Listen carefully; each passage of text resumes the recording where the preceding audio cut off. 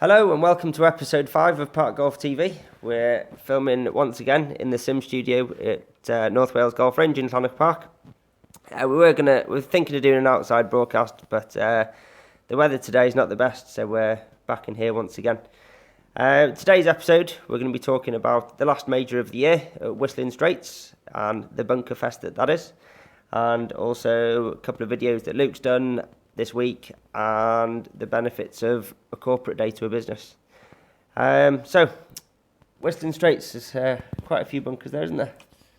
Yeah, there certainly is. Obviously, a bunker incident cost Dustin Johnson a chance at the title last time it was here 5 years ago.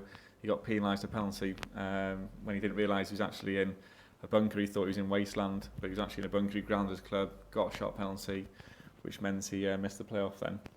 But he's back up in the lead again after round one. He's led, I think, 3 of the 4 majors at some point this year.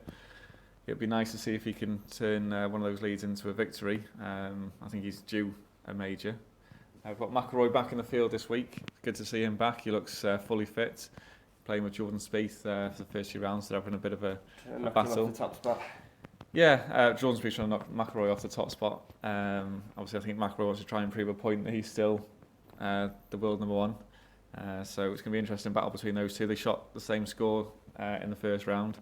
So it'll be interesting to see what happens over the next couple of days. But it'd be nice for me. I'd like to see Dustin Johnson, hold on and get that major. Start well, finish well as well. I say he's lost a few now with a couple to go. He lost the US Open on the last hole. Obviously, he was leading the British Open after 2 rounds, I think. He faded off, but he's definitely overdue a major. And I say it's a great golf course they're playing this week.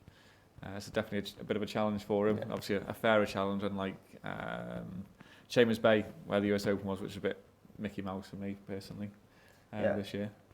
Yeah, it just shows you, with just Dustin Johnson, it comes back to the mental game again. Doesn't matter how good you are, whatever level of golf it is, you need to perform throughout and stick with it.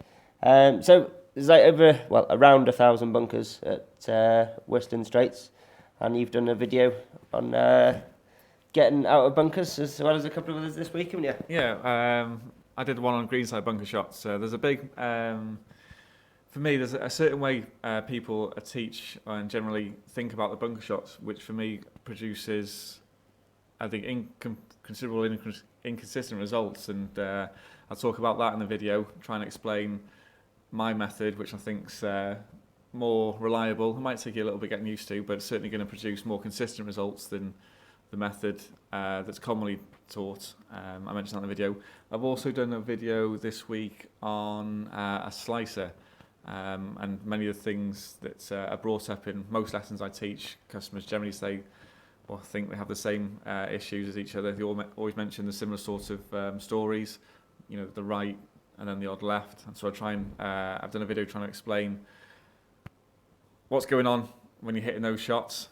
Generally to try and give you a better understanding of what's going on, because the more you understand your own golf swing and understand your bad shots, the easier it is to fix, instead of constantly looking for the miracle cure. I say as soon as you know the cause, you can get on fixing it the right way. We're going to be doing a few more videos. I've done the slices this week.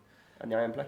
On the iron play, try and get getting simple little tips to just start making progress with your irons. I've done a video on that. Next week I'm going to do one explaining a hook.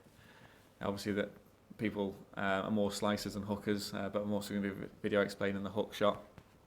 Again, trying to give golfers a better understanding of the whole swing. So when you watch these videos, hopefully you'll get an idea of your golf swing. You'll probably hopefully see, I do that, and you can relate to the problem, and again get on with fixing your own game then. The thing when we're doing these videos as well, if you see a video that relates to a certain problem that you have, and a question that you have about it is not necessarily answered in the video, then please just ask your questions on YouTube, and we'll get in touch. We'll reply to them, and we're all about helping you out and trying to improve your golf. As well as with these videos that we do on Park Golf TV, is anything you'd like us to add? So we're done. The videos, have you got any more videos planned, or should we keep them in suspense? Yeah, there's definitely more planned. But yeah, we'll keep you updated, keep looking out for them.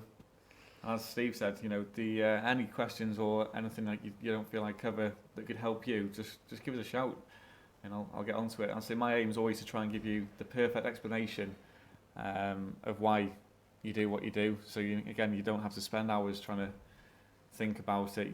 I'm trying to give you a clear understanding of how it works. Yeah, apparently a bad shot isn't as bad if you know why you've done it, but it's... That's definitely true. There's nothing worse than standing on a help. golf course on a tee after hitting it into the water or the trees and going, I have no idea what I did there. Yeah. No matter what level of golfer that comes to a lesson with me, I want them to leave understanding why they do certain shots. It's not so much they've instantly got the fix for it. I mean, it's never that simple, but at least they have the knowledge on how to fix it, and that's what I always try and give. Yeah. Okay. So, corporate days for businesses. Our blog this week has been the benefits of a corporate day, and they're not as cringy and stereotypically David Brent from The Office. We've all seen that scene. But it's like golf can relate to business in the fact that there's so many skills you need to use to get around a golf course. And it's like time in the office. There's obviously the work day is so busy that you're not able to see different skills that people have. So that was what we've talked about in the blog this week, and how different leadership and management skills can be used on the golf course. And with facilities such as ours, as I say, we're trying to promote the corporate days. Golf is a game that anybody can play to a certain standard, and as long as you're hitting the ball, you can have a lot of fun. We've got all the clubs here and everything, and can provide a very entertaining day. So if that's something you're interested in doing, please get in touch there as well. I'll link up the link to the blog below the video at the end, so have a read of that and see what you think. Have you got anything else on this one? What was that? No, I hope everyone's watching the last major. Let's see, hopefully we have a good competitive finish to it, and hope you enjoy that golf. See how the next couple of days pan out. So as I say, get in touch if there's anything you'd like us to cover, and we shall see you next week.